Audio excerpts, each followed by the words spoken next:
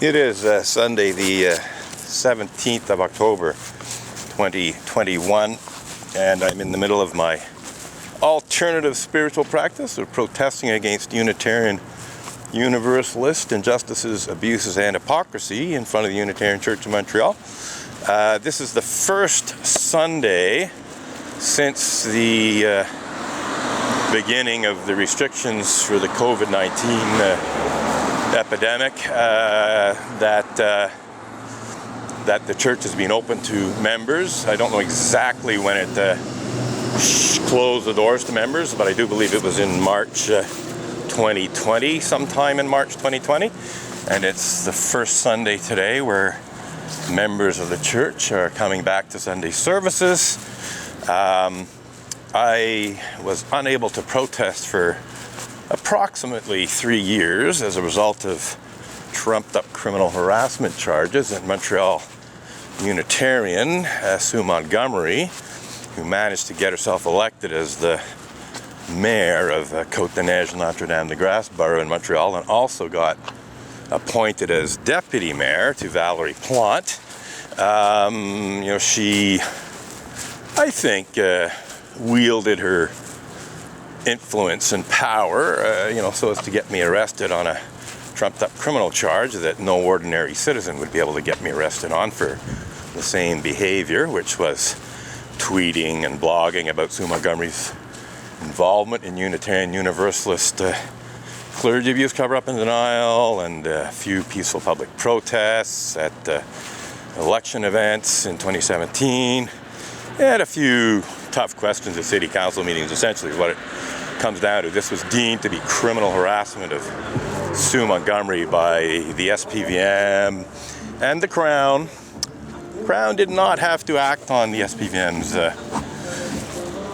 claims, charges, whatever. They could have said this is bullshit and just said forget it, we're not going forward with this because it's bullshit.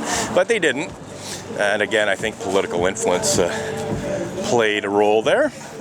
So anyhow, it's been 3 years since members of the Unitarian Church of Montreal have seen my protest, and they're getting to see it again, and probably will be seeing it again for quite some time if they don't do what's necessary to resolve the dispute. And since they've been ignoring the protest for about a quarter century or so, they've really got a much bigger snowball to deal with than what it was when the protest began. Thank you, sir. So, as usual, I get a certain amount of positive response from the public, thumbs up, and so on and so forth. I've already had at least 3 positive responses from the public this morning. So,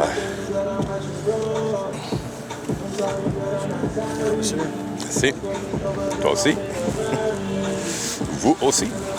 So anyhow, that's that.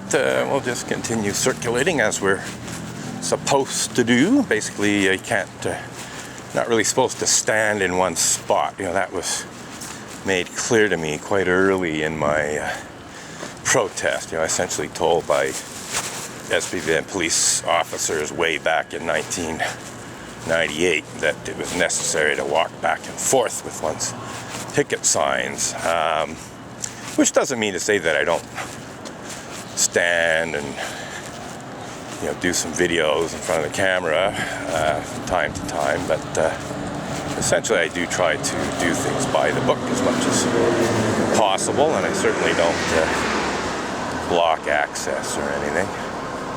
Part of the whole business behind circulating is they don't want people blocking the sidewalk and so on, which I don't do, even when I'm standing still. So, had, at least a dozen or so members of the Unitarian Church of Montreal have seen my picket signs, protest signs this morning, and that's a good start. I'm sure that they will be discussing the issues with church leadership, and maybe that might persuade church leadership to finally take the protests seriously and deal responsibly with the very serious issues that I'm protesting.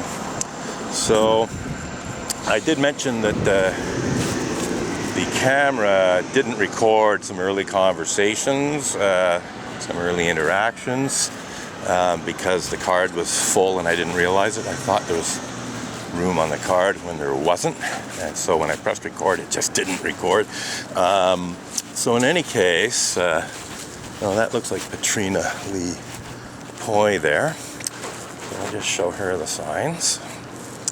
So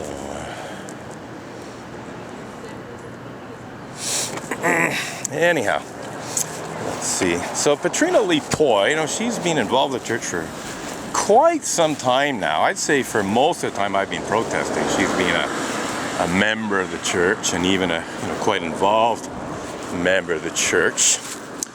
Interestingly enough, she's involved with Planned Parenthood.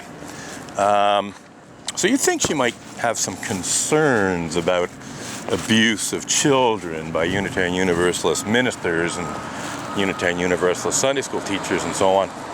But apparently not, because she doesn't seem the least bit concerned about my picket signs protesting against the attempted cover-up and denial of pedophilia and rape by Unitarian Universalist ministers and Unitarian Universalist Sunday school teachers. In fact, these are the signs that she's looking at right now.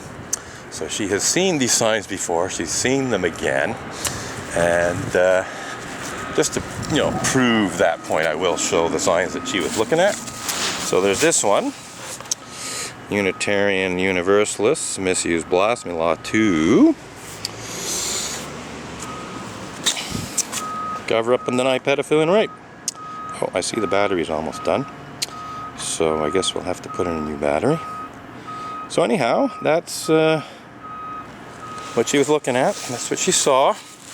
She's seen these signs before. They've been displayed in front of the church since 2012, latter part of 2012, after the Unitarian Universalist Association in Boston hired Stikeman Elliott barristers and solicitors defamation lawyer, Maitre Marc-Andre Coulombe, to have me served with a cease and desist demand letter, which amongst other things falsely accused me of the criminal act of blasphemous libel for blogging what he described as such despicable crimes as pedophilia and rape committed by Unitarian Universalist ministers.